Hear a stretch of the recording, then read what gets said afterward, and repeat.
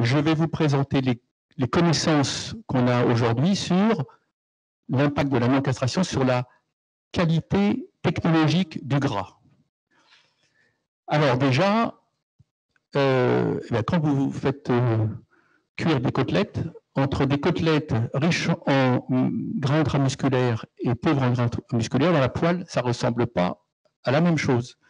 Donc Yves Fantou vous en donnera plus d'explications, plus de, je dirais, un témoignage plus large, mais déjà, on voit, lorsqu'on fait cuire des côtelettes, l'impact majeur de la richesse en lipides sur la qualité sensorielle de ce qu'on va consommer. Donc le gras est important pour la qualité sensorielle. Alors, le porc, il sert à la viande fraîche, mais majoritairement à la transformation. Ce qu'on dit, c'est que c'est un animal gras à chair maigre. Alors, le gras est très important dans la composition de la carcasse. On utilise le gras préservé dans les pièces entières. On utilise le gras fragmenté, mais toujours sous forme de tissu, ou alors on utilise le gras comme un lipide qu'on introduit dans différents produits de charcuterie dans lesquels il est émulsionné et déstructuré. Donc la diversité des produits de transformation sont différentes utilisations du gras, et pour chacune, eh bien, finalement, comme vous l'a montré Gérard Donat, la réduction de la quantité de gras va avoir un impact, mais pas de la même façon. Alors, pour les charcuteries cuites pauvres en gras, le jambon cuit en est l'exemple type. On a un jambon décoiné, dégraissé. On ne garde que le gras intramusculaire qui est limité. C'est pour ça qu'on utilise des porcs jeunes, des porcs moins gras. Et on a supprimé le gras superficiel, le gras intramusculaire. Il n'y a plus un morceau de gras puisqu'on a expliqué au consommateur que le gras n'était pas bon pour sa santé. Ça fait 40 ans qu'on lui dit ça, donc il le croit, et donc il achète du maigre. Et donc les entreprises répondent à cette demande. On veut des produits extrêmement maigres. On ne veut surtout pas de goût de lipides. On a une flaveur qui est apportée par des bouillons, par la transformation et par des acides aminés. Ça, c'est pour le jambon cuit et les produits cuits de manière générale. Alors ensuite, on a le jambon sec. Et ça, c'est très différent. On a un gras de couverture qui reste présent. Il doit avoir une couleur blanche. Il ne doit pas être oxydé, donc pas oxydable. Et dans le process, il est très important parce qu'il constitue une barrière à l'évaporation.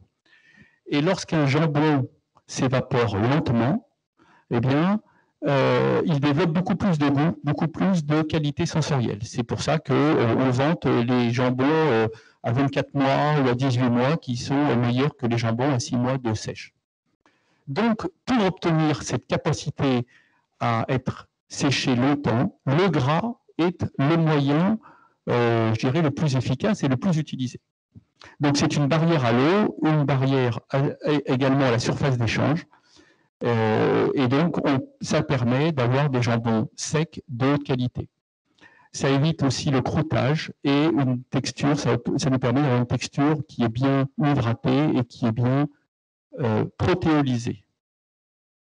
Alors, dans le jambon sec, on a deux types de process. On a globalement le process Parme-Bayonne, qui est un étuvage précoce des jambons encore humides et température modérée. On a des composés aromatiques relativement limités en termes de lipides. On a plus des composés aromatiques protéiques.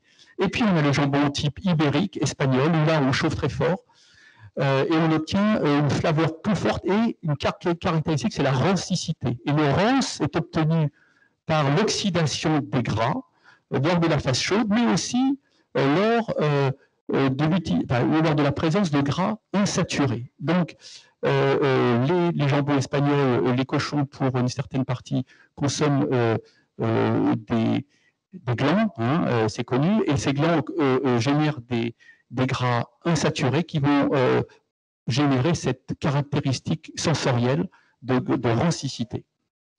Donc nous, on est quand même sur le modèle Parme-Bayonne, on veut des gras blancs non oxydés, non oxydables. Or, il se trouve, et là je réponds à la question qui a été posée, c'est que le mâle entier, non seulement il y a moins de gras, mais le gras est nettement plus insaturé. Donc il va être beaucoup plus sensible à l'oxydation.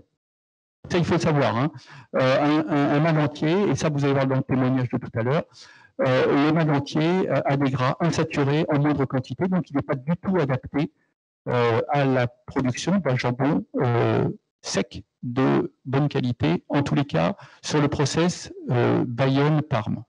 Alors maintenant le saucisson sec, alors ça c'est différent, on va enlever la bardière et on va utiliser la bardière en la découpant, on va la mettre dans le saucisson, dans le maigre, et on va faire du saucisson sec. Alors pour le saucisson sec, il ne faut pas de farcissage, il faut qu'on voit bien les grains de gras entiers, secs, blancs, pas mous, fermes, et donc on a besoin d'un gras non oxydé et un gras ferme. Et là encore, pour avoir ça, il faut du gras saturé et pas du gras mou, pas du gras ni oxydé ni insaturé.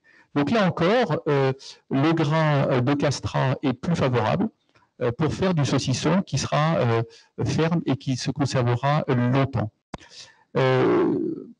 Qu'est-ce qu'on peut dire d'autre? On peut dire que oui, pour pouvoir bien fabriquer un saucisson sec, il ne faut pas de farcissage, donc il ne faut pas que le gras s'écrase dans le couteau.